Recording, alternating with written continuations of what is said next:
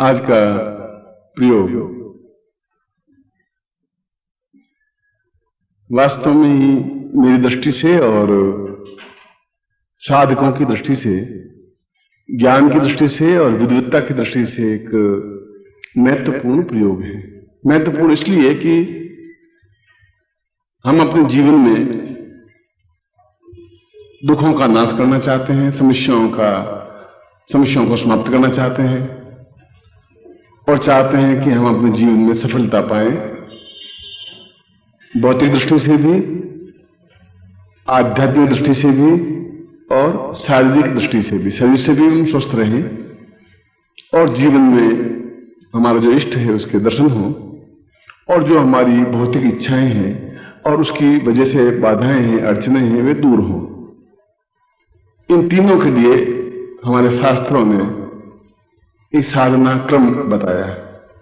इन साधनाओं के माध्यम से आप अपने जीवन में सफलता पा सकते हैं। हमारे ऋषियों ने, हमारे मुनियों ने, हमारे योगियों ने, हमारे तपस्वियों ने, हमारे पूर्वजों ने यह चिंतन दिया और उन्होंने उसके लिए मंत्रों की रचना की, उन्होंने अध्ययन किया, उन्होंने परखा, और परखने के बाद भी उनको यह अनुभव हुआ कि कई बार साधनाओं में प्रयत्न और मंत्र जाप करने के बावजूद भी सफलता नहीं मिल पाती। तब उन्होंने, विश्वामित्र ने एक अद्भुत विधि खोज निकाली कि कोई भी साधना करने से पूर्व साधक अगर यह प्रयोग करे तो उसको सफलता मिलती ही है, हर हालत में सफलता मिलती है। और जब साधना में सफलता मिल जाती है तो हमारे जीवन के सारे अभाव, सारी बाधाएं, सारी अड़चनें अपने आप दूर हो जाती हैं। और जब अड़चनें और अभाव और परेशानियां दूर हो जाएंगी तो हमारा जीवन ज्यादा सुखी, ज्यादा सफल और हम ज्यादा फ्री हो पाएंगे, तो ज्यादा अच्छी तरह से कार्य कर सकेंगे, ज्यादा पूर्णता के साथ कार्य कर सकेंगे। हमारे पास एक फ्री टाइम हो पाएगा। नहीं तो अभी हम तो 24 घंटों में करीब 20 घंटे तो इस काम में लगे रहते हैं कि किस प्रकार से हम रोटी रोजी का जुगाड़ करें, किस प्रकार से हम अपनी समस्याओं को दूर करें, अपनी बीमारी को दूर करें, पारिवारिक तनाव को दूर करें, कठिनाइयों को दूर करें, केवल इसी काम में लगे रहते हैं। जब उन सबसे फ्री हो जाएंगे तो 22 घंटे जो हमारे पास होंगे, उन 22 घंटों का दूसरा उपयोग कर सकेंगे, जो ज्यादा सफलतादायक प्रयोग होगा, जो ज्यादा सफलतादायक एक युक्ति होगी। इसीलिए इस प्रयोग को मैं जीवन का एक श्रेष्ठ प्रयोग मानता हूं, क्योंकि इसके माध्यम से आप, चाहे कुंडलिनी जागरण प्रयोग हो, चाहे महालक्ष्मी प्रयोग हो, चाहे भौतिक प्रयोग हो, चाहे आध्यात्मिक प्रयोग हो, कैसा भी प्रयोग हो, उससे पहले यदि इस प्रकार का मंत्र जाप आप कर लेते हैं, इस विधि को पहले अपना लेते हैं, उसके बाद साधना शुरू करते हैं, तो उस साधना में फिर सफलता मिलती ही है। इसीलिए यह प्रयोग मैंने आज दिया था और मैंने कहा था कि शिष्यों के पास ये धरोहर, ये पूंजी, ये साधना क्रम, ये मंत्र रहे और वह इसके माध्यम से पूरी सफलता प्राप्त कर सके, जीवन में एक अनुकूलता प्राप्त कर सके और उनको बार बार पूर्व जन्म के दोष की वजह से, इस जन्म के दोष की वजह से, कि मंत्र जब सही उच्चारण नहीं होने की वजह से या किसी वजह से अगर असफलता मिलती है तो असफलता नहीं मिले, उनको सफलता मिले। यद्यपि प्रारंभ में 1 या 2 बार इस प्रयोग को करना पड़ेगा, मगर एक बार जब मंत्र बिल्कुल हृदयस्थ हो जाएगा, हृदय पे, चित्त पे अंकित हो जाएगा और पूर्ण श्रद्धा और विश्वास के साथ हृदय पर अंकित होगा और गुरु आज्ञा पालन के साथ होगा, तो सफलता मिलेगी ही मिलेगी। क्योंकि जो बोलने वाला है, जो गुरु है, जो आपको मार्ग दिखाने वाला है, वो चाहे तपस्वी हो, चाहे सन्यासी हो, चाहे योगी हो, चाहे कोई व्यक्ति हो, वो अपने आप में उन सबके लिए एक नाम रखा गया है जिसको गुरु कहा गया है। वो चाहे सन्यासी वेश में है, चाहे गृहस्थ वेश में है, चाहे अवघड़ वेश में है, चाहे वेश तो धारण कोई लंगोटी धारण किया हुआ है या 20 कपड़े पहने हुए हैं, यह महत्वपूर्ण कपड़ों का नहीं है। चाहे हरिद्वार पर रहने वाला है, चाहे जंगल में रहने वाला है, चाहे शहर में रहने वाला है, यह है कि इन समस्त अलग अलग चाहे धर्म माने, चाहे संप्रदाय माने, चाहे किसी भी ईश्वर को माने, चाहे कोई भी हो, मगर वो गुरु है। इसीलिए कोई भी साधना में सफलता तब तक नहीं मिल पाती जब तक उनकी आज्ञा का पालन हम नहीं करें। और गुरु वैसी ही आज्ञा दे जो शिष्य के हित में हो, अपने हित में आज्ञा नहीं दे। ऐसा नहीं गुरु अपने हित में आज्ञा दे। यह भी शास्त्र में मर्यादा है कि शिष्य के हित में आज्ञा दे और शिष्य उसका पालन करे। वो आज्ञा दे, वो पालन करे, मगर वो आज्ञा दे उनके हित में कि तुम्हारे लिए अनुकूलता यह है, तो वो देख परखता रहता है कि आज्ञा मानता है कि नहीं मानता है। यदि आज्ञा मानता है तो सही शिष्य है, इसको मुझे और आगे अग्रसर करना है। यदि आज्ञा नहीं मानता है तो ठीक है, ये अपने पाप कर्मों की वजह से खुद ही दुख भोगता है और भोगता रहेगा, सफलता इसको नहीं मिल सकती। क्योंकि साधनाओं में बुद्धि, चालाकी, धूर्तता, मक्कारी ये नहीं चल सकती। साधनाओं में तो एक विश्वास चल सकता है, एक आस्था चल सकती है, एक भक्ति चल सकती है, एक प्राणों से जुड़ाव चल सकता है और आज्ञा पालन चल सकता है। यह दोनों अलग अलग रास्ते हैं। यदि सांसारिक जीवन में जाएंगे तो आपको चतुराई भी बतानी पड़ेगी, बुद्धि भी बतानी पड़ेगी, होशियारी बतानी पड़ेगी, कला भी दिखानी पड़ेगी, वो एक अलग क्षेत्र अलग है। यह क्षेत्र जो साधना का क्षेत्र है, जो जीवन का आवश्यक है, क्यों इन समस्याओं से मुक्ति पानी है हमें, इसके लिए गुरु हो और उसकी आज्ञा पालन हो। गुरु ने कहा कि तुम्हें ये कार्य करना है तो फिर वो कार्य करे। यदि उसने तर्क किया तो गुरु समझ लिया कि ये अभी स्थिर नहीं है, इसका मानस स्थिर नहीं है, ये सफलता नहीं पा सकता। क्योंकि जब इसका मानस स्थिर है ही नहीं तो मेरी आज्ञा का कोई पालन करने का मतलब ही नहीं होगा। मैं तुम्हें कहूंगा कि आप लेफ्ट साइड से जाएंगे तो कनाट प्लेस जाएंगे और आप रोहिणी की ओर निकलते रहें, आप आज्ञा पालन नहीं करें तो रोहिणी में आप 200 मील जाने पर भी आपको कनाट प्लेस नहीं मिल सकता। कनाट प्लेस मिलने के लिए तो उनकी आज्ञा का पालन करना ही पड़ेगा तुम्हें कि भाई इस साइड से जाओगे और वजीपुर डिपो से आप राइट टर्न मोड़ोगे, पंजाब बाग आएगा, यूं जाएगा, जो भी रास्ता है, यूं रास्ता उसको बताए, उस रास्ते से चलेगा तभी उसको सफलता मिल पाएगी। और वो नहीं माने, वो कहते गुरु जी ने इधर कहा मैं इधर चलूंगा, मैं नहीं मानता, तो उसको पूर्णता, सफलता, श्रेष्ठता, उच्चता और दिव्यता और तेजस्विता और जो कुछ वो चाहता है वो नहीं मिल सकता, चाहे वो कितनी साधना कर ले। क्योंकि उसके मन में एक आता है कि आज्ञा तो मानेगा नहीं, इसको मंत्र देने से या कुछ करने से फायदा भी नहीं है, अनुकूलता है ही नहीं, क्योंकि अभी इसका चित्त निर्मल बना ही नहीं। अब इसके चित्त पर एक बुद्धि का एक आवरण है, बुद्धि का एक दबाव है तब बेकार कहना है इसको।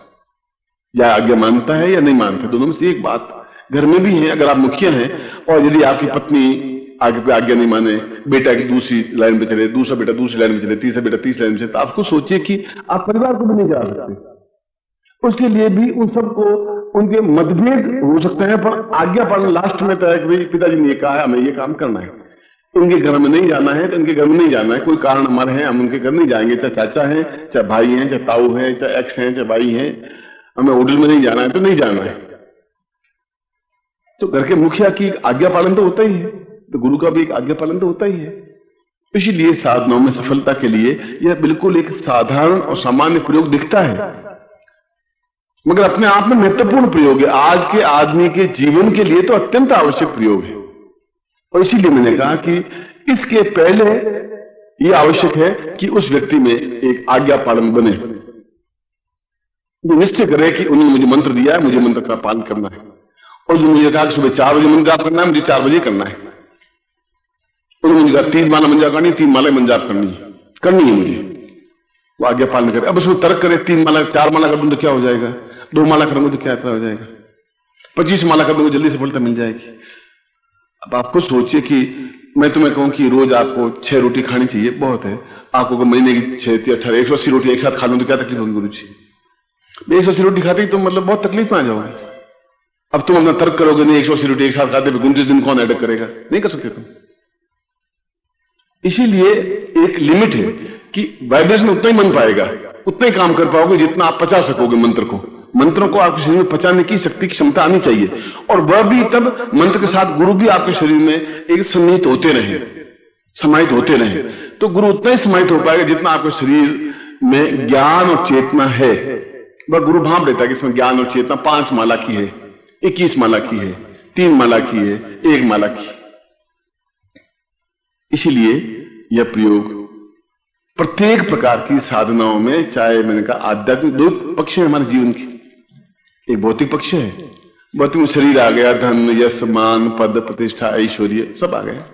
एक आध्यात्मिक पक्ष है जो शुद्धता, निर्मलता, चैतन्यता, पूर्णता, सफलता, ईश्वर दर्शन, कुंडली जागरण, सहस्रार जागरण और ब्रह्म में साक्षात्कार होना और लीन हो जाना, ये एक पक्ष हो गया। और दोनों ही जीवन में आवश्यक है, उससे मन शांति मिलती है, इससे समाज में यश मिलता है। इसे दोनों का समन्वय, इसलिए अलग अलग साधना दी है, मगर दोनों प्रकार की साधनाओं में सफलता के लिए प्रयोग एक ही है। चाहे वो प्रयोग साधना करें तब भी इसी प्रयोग से प्रारंभ करें, या प्रयोग करें फिर उसके बाद साधना कर लें। ये नहीं आज 20 साल बाद भी, 25 साल बाद भी, 500 साल बाद भी, जिस समय तो आज से 10,000 साल पहले पैदा हुए थे, वो प्रयोग आज भी चल रहा है और लोगों ने सफलता पाई। और मैं खुद इस बात का साक्षी हूं, इसीलिए आज आपको जो प्रयोग दिया है बता रहा हूं। और सामान्य सिंपल, उन्होंने कहीं जटिलता इसमें नहीं बरती, तो ऐसा आपको उलझाया नहीं, सीधा सरल कहा कि इसके बेस एक ही है कि आपके जीवन में गुरु होना चाहिए, उनकी आज्ञा पालन होना चाहिए, बस बेस इतना ही रखा है। और फिर गुरु के लिए भी बेस रखा कि आप आज्ञा देंगे तो शिष्य के हित में देंगे, बस खत्म। अपने हित में नहीं देंगे, ये नहीं कहेंगे आप मुझे ये काम करें, ऐसा नहीं, शिष्य के हित में देंगे। और शिष्य का हित इसमें है कि वो आज्ञा पालन करे ही। अब देखिए आप वो करे तभी सफलता मिल पाएगी, नहीं करेगी सफलता नहीं मिल सकती उसमें। तो नहीं करते ही उसमें बुद्धि उस पर आगे हो जाएगी, बुद्धि आगे होते ही वो सारा किया धरा पानी मिल जाता है, और गुरु के मन में संशय पैदा हो जाता है कि ये शिष्य नहीं बढ़ सकता, नहीं कर सकता कुछ भी, क्योंकि मानेगा ही नहीं तो फिर मैं इसको कितनी बार समझाऊंगा और कहूंगा भी क्या, और क्या फायदा भी होगा, क्योंकि तर्क इसमें नहीं चल सकता। इसमें तो केवल श्रद्धा चल सकती है, तर्क और श्रद्धा दोनों अलग अलग चीज है। तर्क दुकान से कर सकते हैं कि 20 रुपए आप बता रहे हैं, 20 रुपए का नहीं है, या 15 रुपए का भाव है, आप देखिए मैं 16 रुपए ले रहा हूं, यहां तक तो वहां तो चल सकता है तुम्हारा, पर मंत्र में तर्क कहां से चलेगा? मंत्र में श्रद्धा होगी कि गुरु हैं, चाहे वो लंगोटधारी है, चाहे जंगल में रहने वाला है, चाहे शहर में रहने वाला है, चाहे आदमी है, चाहे औरत है, चाहे वृद्ध है, चाहे बड़े गुरु है जिसमें ज्ञान है, और वह मेरे हित में आज्ञा दे रहा है और मुझे उस आज्ञा का पालन करना है बस। और मुझे विश्वास है कि आप इस प्रयोग को करेंगे तो निश्चय ही आपको सफलता मिल पाएगी। मगर फिर मैं आपको बता देता हूं कि आपके जीवन में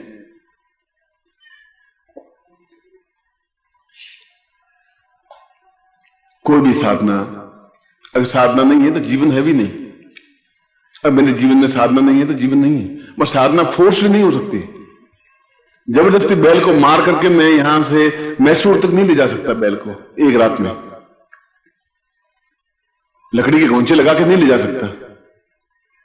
उसकी एक रफ्तार है, एक लिमिट है।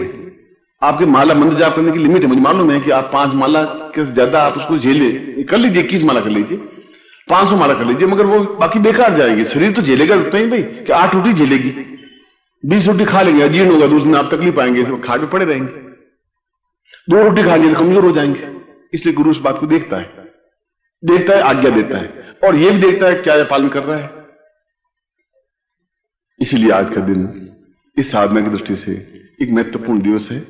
और आपके जीवन में गुरु हो, आपके जीवन में श्रद्धा हो, और आपके जीवन में आज्ञा पालन हो, जो आपके लिए हितकर है, जो आपके लिए श्रेष्ठकर है, और आप साधना में सफलता पाएं, ऐसा मैं आपको आशीर्वाद देता हूं और आपकी कल्याण कामना करता हूं।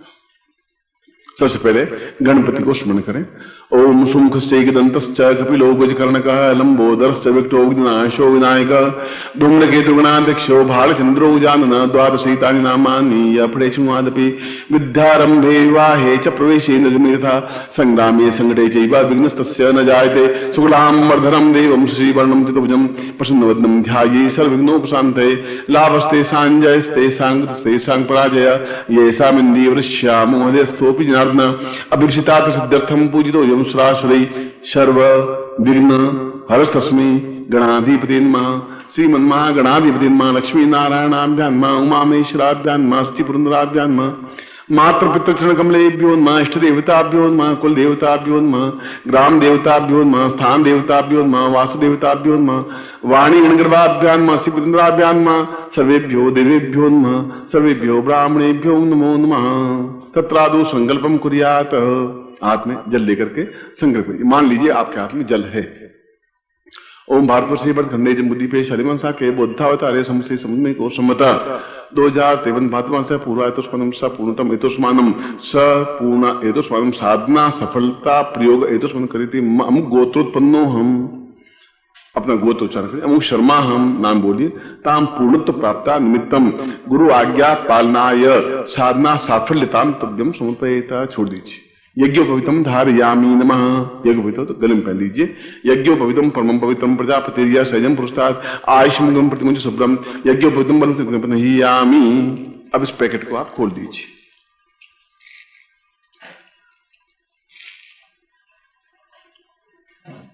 इसमें 4 वस्तुएं हैं। पहले आप माला हाथ में लीजिए।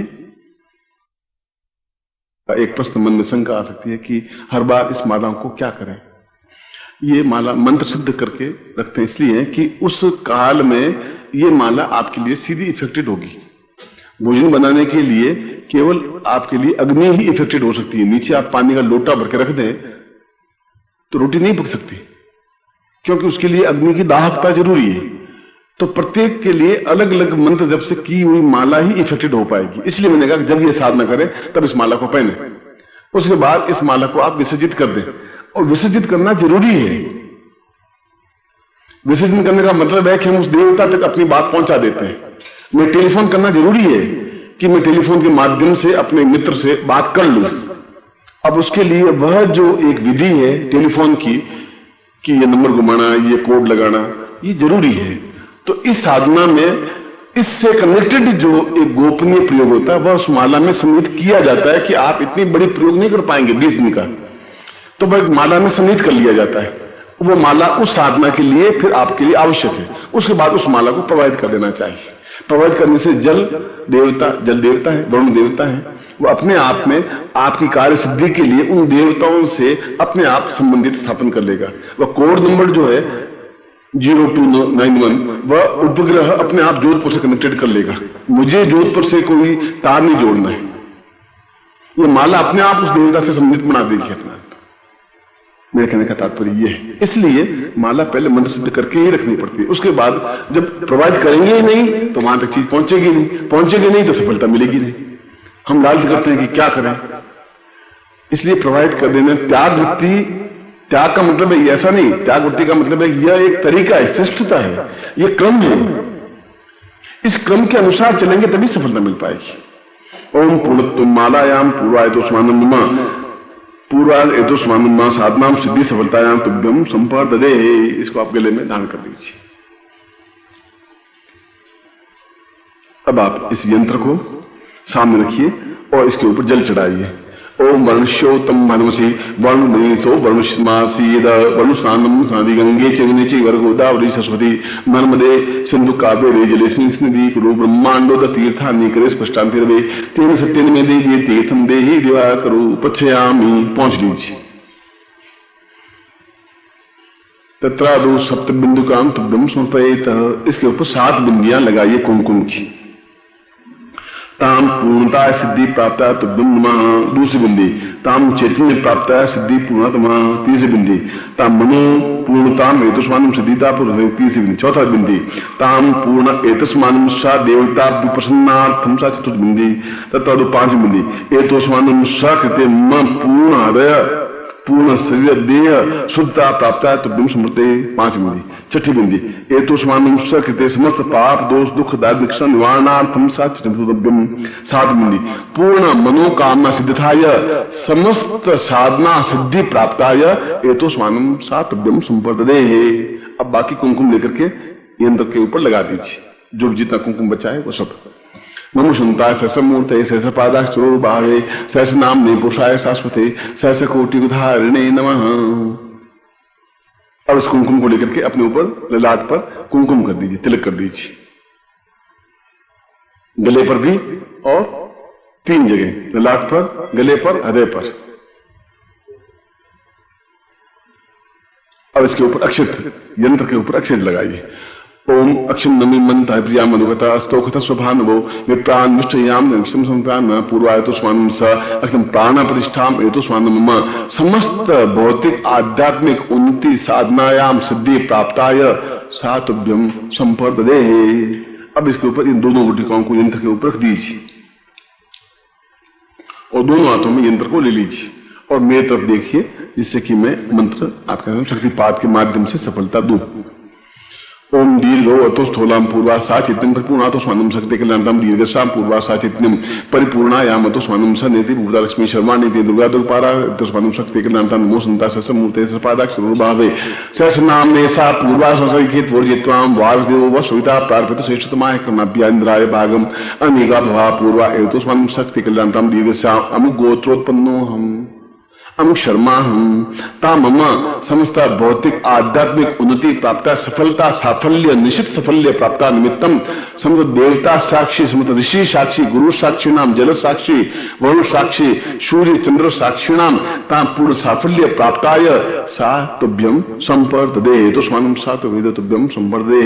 दोनों नेत्रों से लगा करके अपने सामने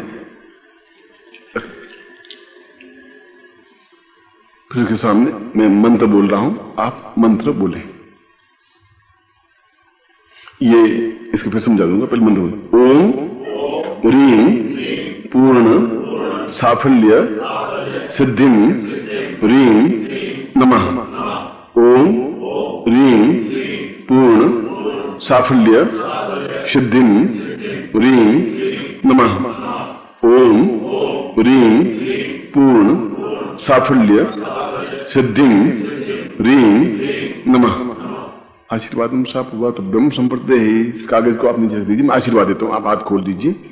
मंत्रार्था सफला संतु पूर्णाम संतु मनोरथा शत्रुनाम नाशोस्तु मित्राणाम उदयस्व ऋग्वेद यजुर्वेद सामवेदो यथर्न ब्रह्म वाक्यस्थान मनन्तीं तव सत्वान् अक्षतान् प्रस्तुन्तिं गृह्णन्ति ये नरा चत्वारोर्ते लक्ष्मी आयु बुद्धि यशो बलम श्रीर्वचिष्मायुष्मारोग्यम मावतित्मन्मयिते दानिं धनं पशुपुत्रलाभं सत्संवत्सरं दीर्घमायु शीर्षते लक्ष्मी स्वपत्न्यां बहुरात्रे पार्श्वे नक्षत्राणि रूपस्नोव्यातं इष्टं निखाणं निखाण शरलोकं निखाण मम समस्त उपस्थित शिष्याणां पूर्ण साफल्य सिद्धि प्राप्ताय सातुभ्यम संपर्दे।